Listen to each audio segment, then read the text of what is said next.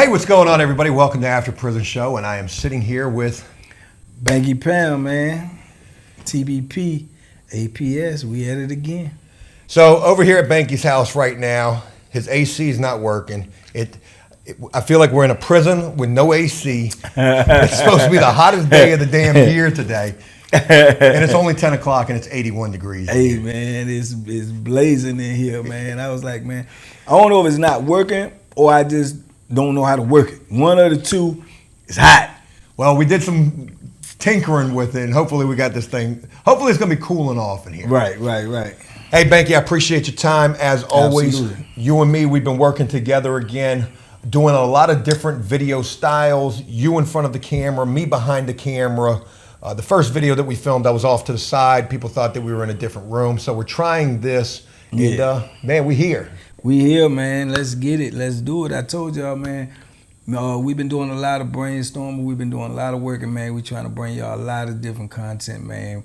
More than likely, some of y'all haven't seen on my channel before or on his. We just been going over concepts, man, just to try to get y'all some good content.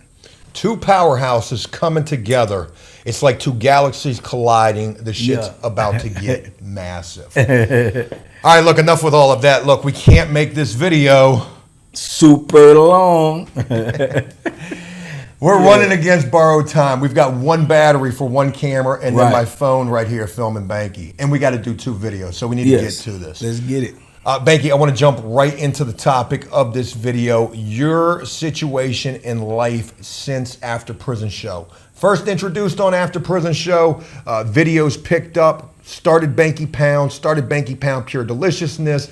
And I want this conversation to be about your success after Prison Show in complete relation to some of these powerhouse connections that you've made that I probably won't even get an opportunity to meet unless I met them through you. Right.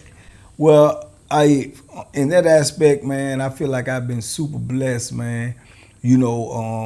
Within sharing my story, man, I've just ran into some awesome people, man. I've ran into some people that definitely gonna be lifelong friends. But it's like when I started doing my own YouTube, and then when things started picking up a little bit, and I think everything really started moving a little faster when I got the Vlad interview. I got the Vlad TV interview, man. Shout out to Vlad. From that video, that interview, I was able to meet a lot of people who reached out to me and contacted me because of that interview. But I got that interview through, my brother. I consider my real brother right now, man. Chris Turner, head A&R Capitol Records, put out some big stars, man, like Yellow Beezy, Tootsie, Doce. He responsible for, bringing them to the world. But, man, a real good brother, a good, genuine brother. And from that, we talk often. We talk all the time. Just talked not long ago. And we just, we connected, man. Even though he's in the music business, he was originally, from the streets, and he got his life together. And now he one of the most successful dudes in the music business. But beyond that, he's just a real brother. So once I locked in with him, and I did the Vlad interview, then other people was reaching out through me from the Vlad interview. From the Vlad interview, man, I ended up talking to Wayno. Wayno got in touch with me. Wayno is another big A&R for QC Records. The label that got, Lil Baby, the Migos. I think he found Lil Uzi Vert and Jack Harlow. So these are huge names. So when these people was reaching out to me, some of them at the time, I didn't know who they was, but my son did, you know what I'm saying? Because he been out here, he been into that world. So I was like, man, he was like, yeah, Wayno, man, he started out with Jay-Z and Rockefeller and, you know what I'm saying, Beanie Siegel and all them. And I was like, oh yeah, he said, yeah, man, he want to talk to you. So it was like shocking to me, but, from that, it just kept on going, man. It was going, and I ended up meeting other people, man. Charleston White people had reached out to me when Charleston White was first starting the bubble, and they was literally trying to do a podcast with me that they was doing out there. Wish Charleston and Dewberry, that's his road dog. They actually started the podcast, and it's going now. But I was asked, but I had to be out in Dallas. They wanted, but they was gonna fly me out. But I didn't do it. I wasn't prepared at the time. Plus my situation still being on parole, so I really wasn't prepared to do that.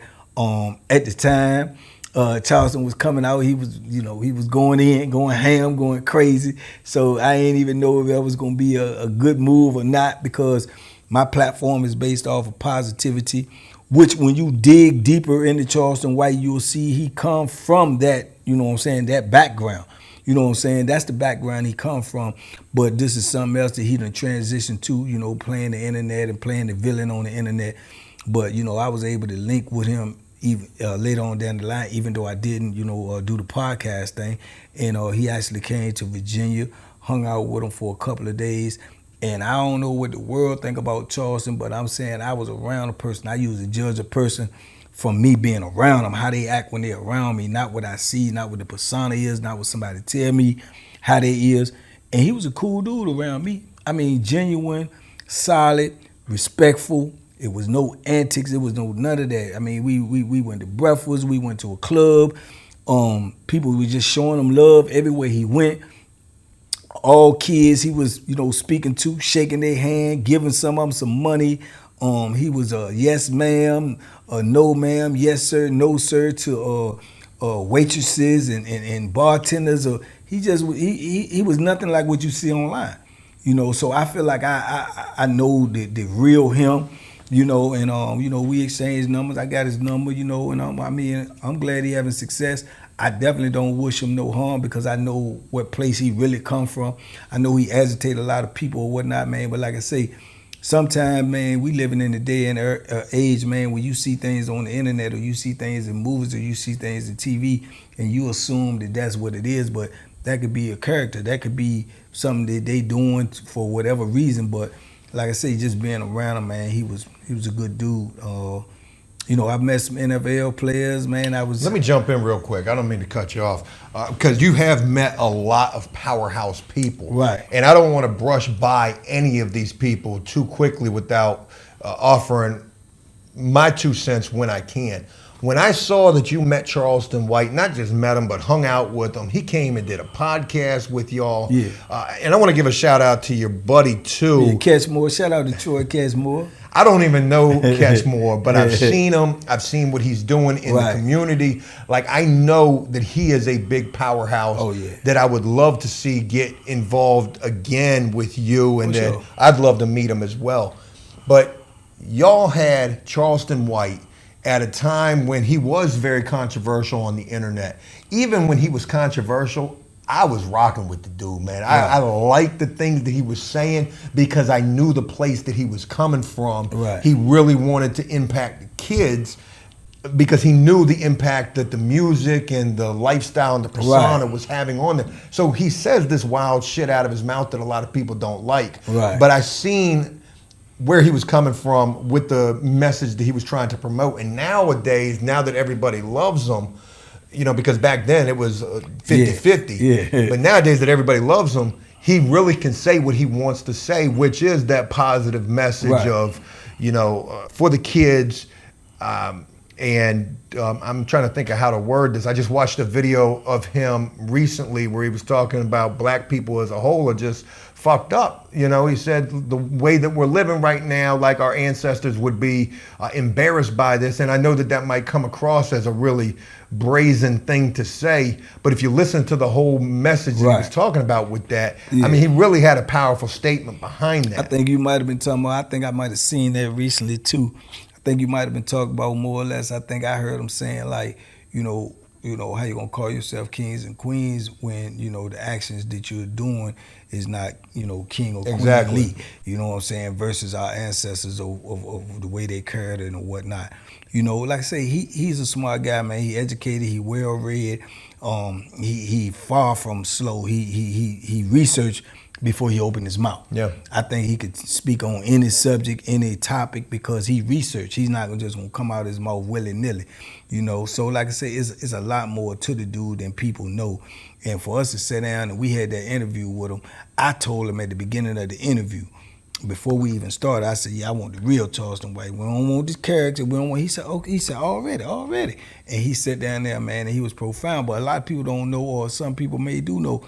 But he had a brother that did 32 years. His brother just got out. You know what I'm saying? So he related to me and Catch More off the rip. Because he was like, man, how much time you got? I said, 33 years. He was Catch More, boom. He was like, man, that's crazy. And he said, man, my brother down there, he still been down like now, going on 31, da-da-da-da, woo-woo. So he understands that, man, and he was like, boom. And to be honest with you, Charleston White was getting paid during that time for doing interviews, right? He was getting paid. He was getting, a decent amount of money. He get way more now. But he told us straight up off the rip, he said, man, I'm doing this on the house, just on the strength, man. Y'all done did that time, man. Y'all ain't got to give me nothing. And he was true to his word. He said, man, we supposed to catch the plane tomorrow. He said we was going somewhere to eat in the morning. Go and check out this spot, go and check out that spot before we hit the plane. He said, but I'm going to tell my staff that we coming straight to y'all to the studio and we're going to do this interview. And that's what he did. He was on time. He was professional. He came. We did the interview. We left. We went to eat breakfast. We ate breakfast. He had a little controversy right there. I saw that. I saw that video. Yeah, somebody was heckling him. And the dude was right behind you. Yeah. When they tried to run him off, he don't know that. You know what I'm saying? This ain't what you want, man, because they was ready for whatever. And when they was running him off, I'm sitting at the end table, so he's standing behind me. He's steady running his mouth, holding two phones, trying to film the guy. He was just trying to go viral. Yeah. So I tell him, I said, man, don't stand behind me. I don't know what might go on, because I know all these jokers right here scrap. And if you do something stupid, I don't know what's gonna happen. But for the most part, that was the only little small controversy we had. But then, man, we you know what I'm saying, we rolled out, man. They went to the airport, he left, man, and we, stayed in touch. And shout out to Dewberry, too, man. That's his right-hand man. Dewberry was solid, man. He was cool, I mean, it was a whole good experience for me, man. Like I say, comedy club. We went to his comedy show that night. He brought us backstage with him. It just was a whole good experience, man. He got a whole team around him to help him do what he do. You know what I'm saying? He not by himself. He had about 12 to 14 people with him, And so yeah, that was a great experience, man. Same thing, man. We ended up getting Pusha T in there. And shout out to Push, man. Push was one of the most solid dudes that I've been around, man, as far as being of that stature or whatever. Yeah. Same thing. I want to say this. I hate the fact that I wasn't doing videos during this time, because I would have loved to have been a part of just meeting these folks and possibly getting an opportunity to chop it up with them. Charleston White especially, Pusha T for sure. But let's talk about the fact that people watching this video may be thinking, I've never seen this. Banky talking about he's met these people, done podcasts with these people, but they've never seen this because it's not on your channel. Right. You and Catchmore tried a different approach to start a new YouTube channel just devoted for this podcast. Right. And Living Life After Life podcast was what we started. We started together. Catch was just coming home, never did a podcast before. So he wanted to, start from scratch. So that's what we did. In hindsight, I think it was a bad move. I think we should have made it in conjunction with my channel, since it already had a little push to it. But, we can't change that, you know what I'm saying? But I think we had some super powerful interviews over there, man. Some exclusive interviews over there. Y'all did a lot of interviews over there. Yeah, we did a lot, man. And I think a lot, it would have been bigger and had a larger impact had it been on a bigger stage. At the time, nobody even knew we really existed, except for word of mouth, me telling them that we got a podcast over here. I think even to this day, man, we got a lot more, like 3,000 subscribers. But even with that, Charleston White was so polarizing and so popular. Even on that, with 3,000 subscribers, we got Charleston White interview on that page has 100,000 views. Yeah, this guy is super plugged in with a lot of people. I see so much in relation to him. And I'm just blown away by these folks that you've had the opportunity to meet and work with. I want to talk a little bit about your guy, Catchmore, because I don't know him at all. He comes home, y'all begin working together. Again, I'm out of the picture at this point, but Catchmore got a hell of a story. This dude did, 27 years for a charge that he was innocent of? Yeah, he did 27 years for a charge that he, is innocent of, man. He was in the streets back then, and it was some street play going on to the best of my knowledge, and people were shooting at each other, and the dude that was actually with Catchmore got shot and unfortunately lost his life.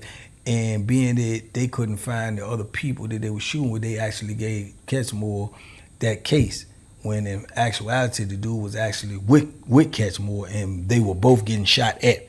So Catchmore ended up doing like 27 years, but he was fighting his case the whole time.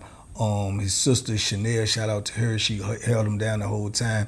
She ended up starting this nonprofit to try to help raise awareness for that and do things out here in the community for kids. And it was called Catchmore Kids. And they had a whole campaign to free Catchmore, man. And Catchmore's best friend when he was growing up was Allen Iverson. Another powerhouse. Yeah, before he got locked up, Allen was his dude, you know what I'm saying? We all know Allen Iverson went on to become one of the greatest basketball players of all time. From Virginia. He held Catchmore down the whole time Catchmore was locked up, man. Catchmore used to do his little thing in prison. Catchmore actually had a parlay. And the name of the parlay, you've been in prison, so you name your parlay. Yeah. The name of Catchmore parlay was AI Money. Yeah, that's crazy. I would love the opportunity to meet Catchmore, interview him here on After Prison Show. Yeah. Get him back in with all of this, because his story is so profound, and the fact that Allen Iverson's his best friend. I ain't never met nobody who's been locked up for any amount of time, let alone as much time as he did, whose best friend, who was holding him down the entire time, was one of the biggest names in the NBA. A celebrity. First, Catchmore get out, the day that Catchmore get out, first touching the phone, first FaceTime he get. Allen Iverson. Pusha T. Pusha T. First, all of them. See, the thing about Virginia, I learned, I'm from D.C., but I learned because I've been locked up with all these dudes, my whole life, so I know these dudes. So the thing I learned about this area right here, man, this Tidewater area is rich with talent, man, and a lot of these people grew up within close proximity of each other. You talking about Allen Iverson, Michael Vick, Pusha T, Timberland, Missy, Pharrell. They all right here. You know what I'm saying? Aaron Brooks. They all was in the same community. To me, when you put that in perspective, that's mind blowing. So Catch, all the ones that's within Catch age, they knew Catch, because Catch was a street dude. So they knew Catch growing up, and they was either cool with him or not. So Push was very instrumental in getting Catch out, as well as Allen Iverson. But Push, solid, super solid dude, man. Came down and we talked to him. We pulled up on him. We hollered at him and said we wanted to interview. We were starting a podcast, man. And we sitting right there talking to him while he getting his hair done, getting his hair braided. And he was like, okay, yeah. He said, I'll be back in town. What's this? 2 months from now, I'll be back. I got a concert out in North. He said, when I come back, I'll hit y'all up. We'll knock it out, get the time done, knock it out, no problem. Just like that. So I'm sitting there, this is my first day meeting him. So I'm like, boom, we ain't get nothing on paper, we ain't get none of that. 2 months later, the concert is being promoted and everything. I think he came back in town like a couple days before, hit us up, said, man, when y'all want to do it? You know what I'm saying? Where we want to do it at? So, man, we'll do it at North State. He was like, bet, what time? Gave him the time. I think we said 10 o'clock. Push pulled up at 9:58. Maybach truck, by himself, got out, came in there, sat down, did hour and 10, hour 20-minute video. Catch kept trying to rush him, and he kept on saying, all right, man, we know Catch, we know we value your time. But that pussy, man, let's do whatever. I'm here, I'm already here. And he was just solid, man. No, nothing, man. He did it on his strength, he did it on his word. And it was 2 months later, and with all he got going on, he ain't even forget that. You know what I'm saying? He hit us up. He was on time. We was in the parking lot when he pulled up.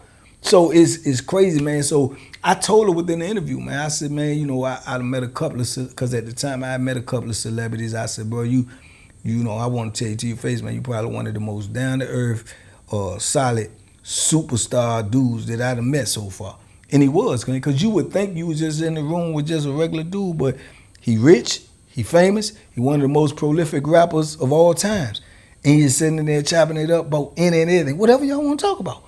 You know what I'm saying? So it was crazy, you know. And I think he's sitting there with a AP watch on that probably costs more than most people's life. I'm in the Maybach truck by himself pulling up to Norfolk State, like, you know.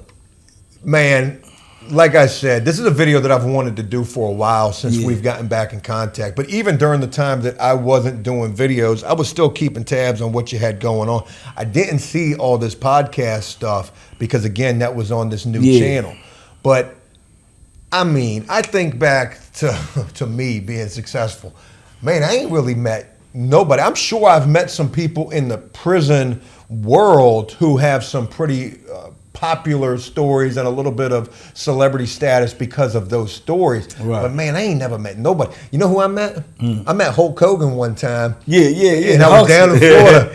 And I met him at his store. I was just in his store and he came in. Man, that dude ain't give me the time of day. He didn't even let me. I was like, Hulk, I'm trying to wrestle you. He was like, all right, man, get up out of here.